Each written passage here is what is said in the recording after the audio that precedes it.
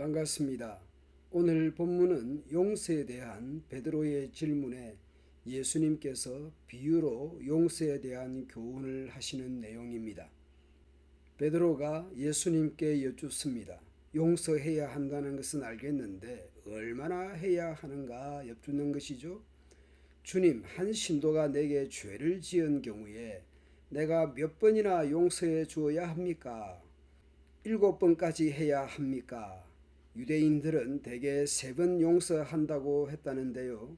그런 면에서 베드로는 넉넉 잡고 7번을 말합니다. 실은 완전 수인이 7번이라도 하는 것은 대단합니다. 그런데 예수님의 말씀에서 놀랄 수밖에 없습니다. 7번까지가 아니라 7번을 70번까지라도 해야 한다. 와, 이게 가능할까 싶습니다. 한 번 용서하는 것도 못해가지고 쩔쩔매는 저 같은 사람에게는 베드로가 말한 7번도 대단한 것이죠. 그런데 7번을 70번이라고 하시니 단순히 490번이라는 횟수가 아닐 것입니다. 한없이 용서한다는 의미일 것입니다. 여기에 대해 예수님은 천국의 비유로 말씀합니다. 그러므로 천국은 이 종들과 결산하려 하던 어떤 임금과 같으니 결산할 때에 1만 달란트 빚진 자 하나를 데려오매 갚을 것이 없는지라.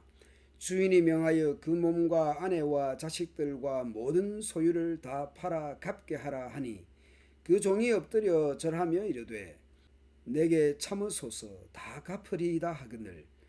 1달란트는 약 30kg이고 돈이라면 은화일 것으로 보면 은 1달란트는 6,000데나리온입니다.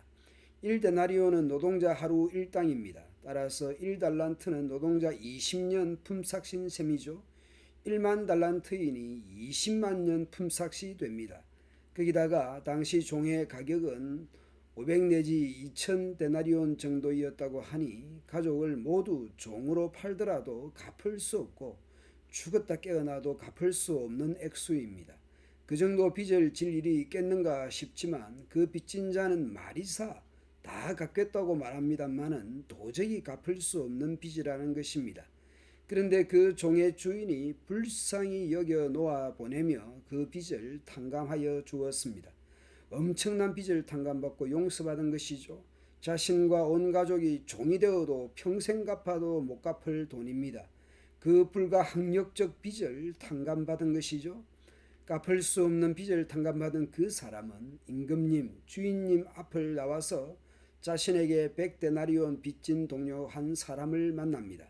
앞서 임금과 백성, 주인과 종의 관계에서 갚지 못할 빚을 탕감받았던 사람은 자신에게 빚진 동료, 친구를 만난 것입니다. 100데나리온은 노동자 100일 품삯입니다.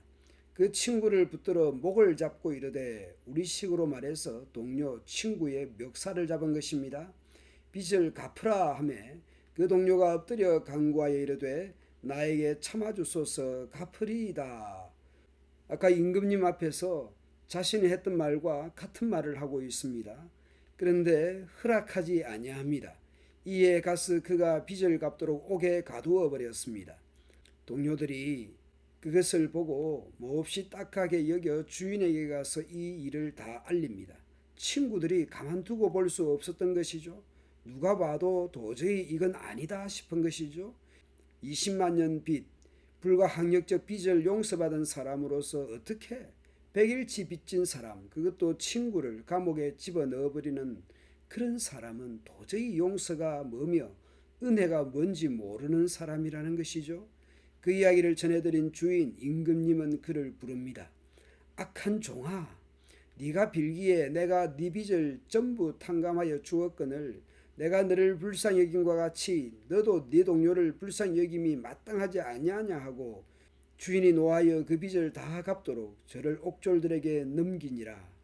너희가 각각 마음으로부터 형제를 용서하지 아니하면 나의 하늘 아버지께서도 너희에게 이와 같이 하시리라. 용서가 단순히 7번이니 77번이니 490번이니 하는 숫자가 아닙니다.